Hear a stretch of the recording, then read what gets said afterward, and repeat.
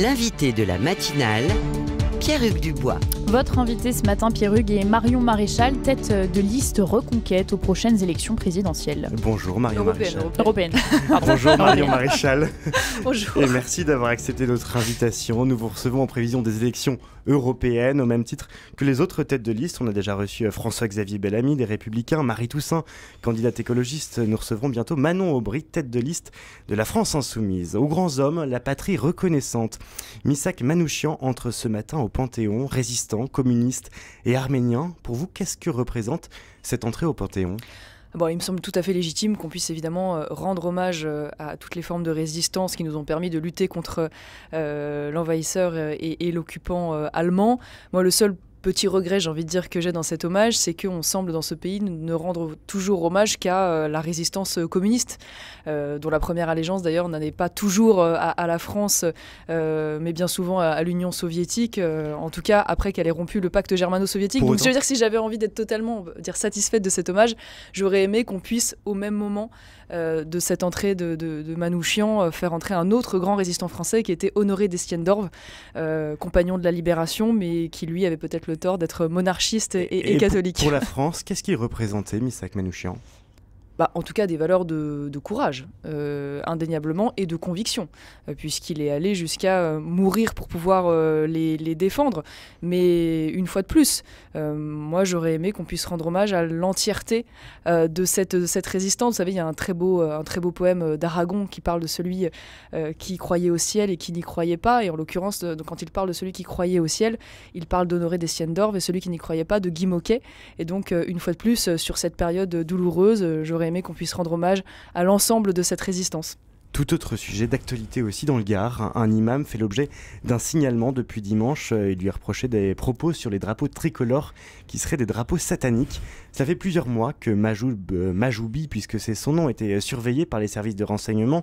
Gérald Darmanin indique avoir demandé le retrait de son titre de séjour. Est-ce suffisant ? Moi, il y a quand même quelque chose qui m'interpelle beaucoup, c'est-à-dire qu'il faut qu'il y ait une polémique médiatique pour qu'il y ait une réaction donc, du gouvernement, puisque manifestement le préfet semble se satisfaire du fait que plusieurs signalements ont été opérés par les services de renseignement. Donc c'est il était suivi par les services de renseignement. Donc c'est une personne qui, en réalité, a déjà tenu des propos extrêmement graves, manifestement d'appel à la haine et des propos islamistes. Or, il faut attendre une polémique pour que le gouvernement réagisse. Donc je me demande combien aujourd'hui de dizaines d'imams, voire de centaines d'imams sont dans cette situation, c'est-à-dire posent de fait un problème, prêchent la haine, mais ne sont pas pris en considération. Moi, la conclusion que j'en tire, c'est qu'il y a aujourd'hui une demande de retrait de titre de séjour, ce qui m'apparaît quand même la moindre des choses, que cette personne étrangère ne reste pas sur le sol français. Mais on est en train de découvrir qu'en réalité, il sera probablement extrêmement complexe de faire quitter cette personne le territoire français. Et au niveau européen, qu'est-ce que vous pouvez faire ? Je finis là-dessus parce que c'est important. C'est-à-dire, il y a 2 mois, on a quand même voté une loi immigration. Une loi immigration dont le ministre de l'Intérieur et d'ailleurs le Rassemblement national et les LR qui ont voté cette loi nous ont dit que c'était un avant, il y aurait un avant et un après, on passerait de l'ombre à la lumière, que ça allait tout changer en politique migratoire pour les Français. Et la conclusion qu'on en tire, c'est que 2 mois après, manifestement, cette loi ne permettra pas de pouvoir expulser un imam salafiste étranger qui explique que le drapeau français est un drapeau salafiste et qui, sur ses réseaux sociaux, prêche la haine et efface le visage des femmes. Voilà, donc à quoi sert cette loi si elle ne permet pas d'expulser précisément ce type de profil ? Au niveau européen, puisque vous êtes candidate aux élections européennes, qu'est-ce que vous pouvez faire ? Alors, au niveau européen, c'est un enjeu fondamental, la question de l'immigration, puisque c'est une compétence partagée avec l'Union européenne, d'où la nécessité de bien voter le 9 juin prochain pour changer la majorité. Il y a plusieurs choses qui relèvent aujourd'hui de la compétence de l'Union européenne. La question du droit d'asile, qui doit bien sûr être réformé, qui est aujourd'hui une filière d'immigration illégale supplémentaire, parce qu'évidemment sa lecture est beaucoup trop large, la nécessité de pouvoir financer, ce qui n'est pas encore le cas aujourd'hui, des hotspots à l'étranger, c'est-à-dire le fait que ces fameuses demandes d'asile ne soient pas étudiées sur le continent à l'issue d'arrivées clandestines, mais dans les pays d'origine ou dans les pays de départ, pour justement limiter ces afflux, et le fait de faire de Frontex une véritable agence de lutte contre l'immigration clandestine, et non pas le taxi aujourd'hui des bateaux de migrants, comme c'est malheureusement le cas dans sa pratique actuelle. En septembre dernier, lorsqu'il est venu à Marseille, le pape François a affirmé que sauver les migrants était un devoir de civilisation. D'un côté, la fraternité qui féconde de bonté la communauté humaine, de l'autre, l'indifférence qui ensanglante la Méditerranée, que chacun s'arrange comme il le peut, concluait-il. Marion Maréchal, est-ce que vous êtes du côté de l'indifférence ? Moi, je vais vous dire, je me souviens très bien de ses propos et il m'avait à la fois dérangé et attristé.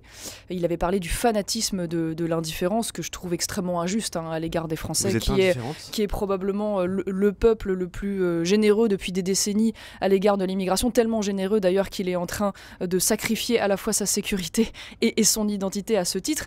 Moi, j'aurais envie de dire au pape manifestement qu'il ne prend pas totalement la mesure aujourd'hui des conséquences de l'immigration et je dénoncerais plutôt le fanatisme de l'indifférence à l'égard des conséquences de l'immigration. Parce que voyez-vous, le pape François a tenu ses propos à Marseille.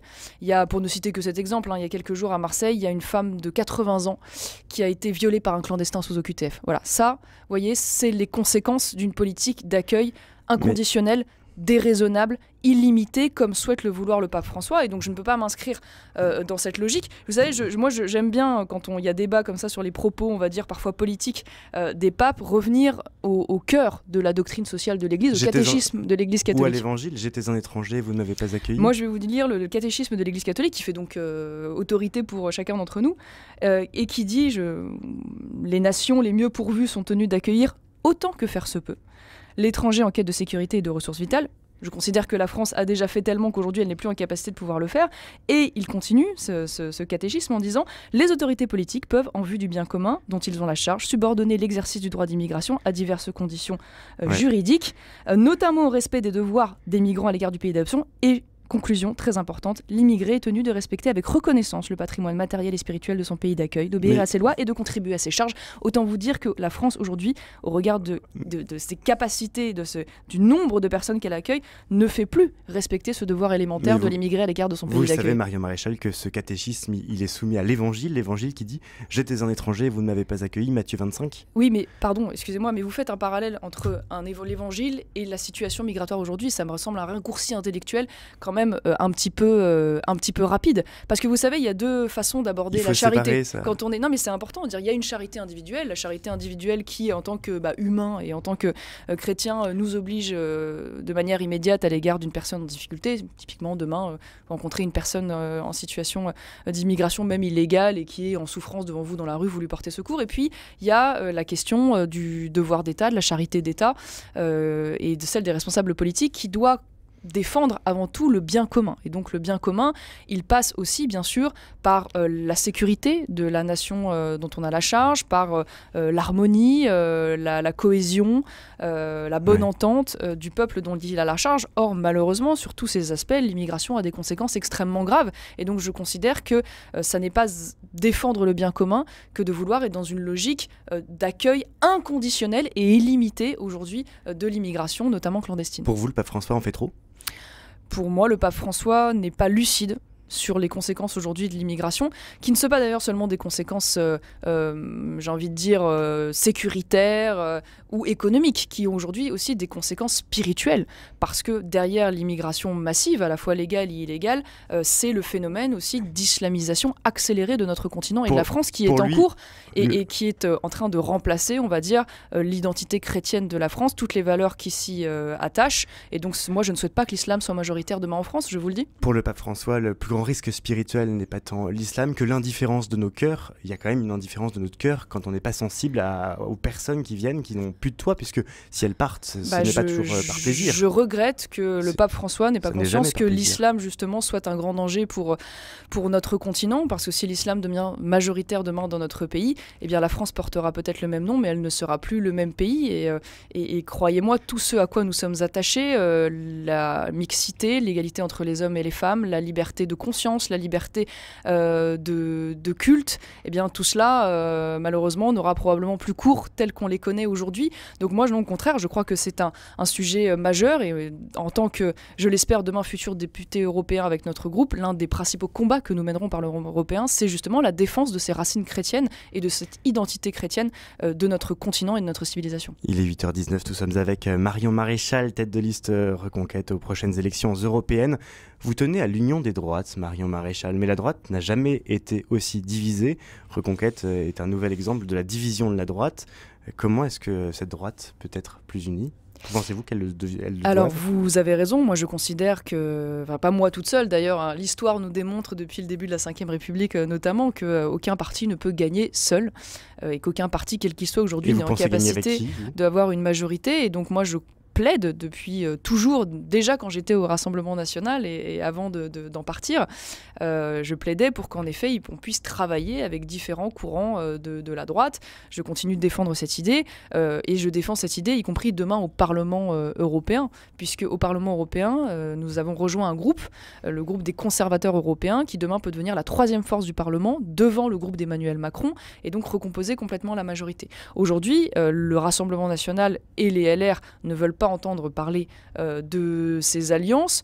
Je le regrette parce que malheureusement, si chaque fois la droite perd, c'est parce que précisément elle est face à un bloc centriste qui, lui, fait des alliances et face à une gauche et une extrême gauche qui, elle, fait des alliances et donc condamne évidemment à l'impuissance en face. Est-ce que c'est en quittant le RN que vous arrivez à avoir plus d'unité au sein de la droite ?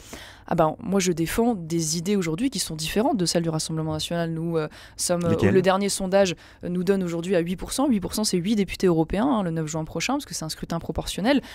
Donc, il y a des millions de Français aujourd'hui qui soutiennent Reconquête et ne se retrouvent pas au LR ou au Rassemblement national. Nous n'avons pas les mêmes idées, par exemple, sur les sujets de société. Pour vous donner un exemple d'actualité, nous nous étions opposés à la constitutionnalisation de l'IVG, contrairement au Rassemblement national qui a défendu cette idée. Nous avons des idées économiques également différentes. Nous avons même sur les questions d'identité quelques différences notables. Par exemple, sur la question, nous défendons la priorité nationale, ça veut dire le fait de réserver les aides sociales non contributives aux personnes de nationalité française. Ça n'est plus le cas aujourd'hui du Rassemblement national. Donc voilà, je veux dire, ça n'est pas divisé que de vouloir défendre des idées différentes. Et puis nous avons aussi des différences avec les LR, puisque les LR, en l'occurrence, siègent aujourd'hui au sein d'un groupe qui s'appelle le PPE, qui fait partie de la majorité d'Ursula von der Leyen et qui est donc comptable de toutes les politiques aujourd'hui menées par cette femme à la tête de la Commission depuis plusieurs années. En même temps, vous avez des positions très conservatrices sur la constitutionnalisation de l'IVG, comme si c'était pour plaire à un électorat dit très catholique, très conservateur. Non, c'est pas pour plaire à un électorat, c'est mes convictions profondes. Vous avez des positions... Vous savez, c'est pas facile à défendre, ça serait plus facile pour moi de ne pas les défendre. Donc si je les défends, c'est parce que j'y crois et que ça me tient à cœur.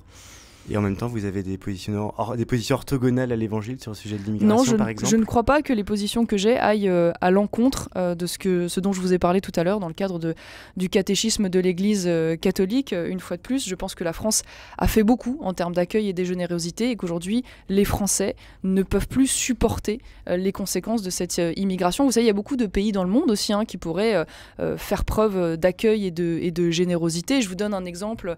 Vous savez, les premiers aujourd'hui demandeurs d'asile sont issus d'un pays qui s'appelle l'Afghanistan, qui se trouve à près de 6000 km de chez nous. N'y a-t-il pas d'autres pays plus proches d'ailleurs, y compris en termes civilisationnels, qui pourraient être en capacité d'accueillir ces réfugiés ? Je regrette qu'une fois de plus, le pape fasse toujours porter à l'Europe et en particulier à la France le poids de cet accueil sans tenir compte aujourd'hui de tout ce qu'elle a de difficile à vivre pour les Français. Merci Marion Maréchal. Merci. Je rappelle que vous êtes la tête de liste aux élections européennes du parti Reconquête, les élections européennes qui auront lieu le 9 juin prochain.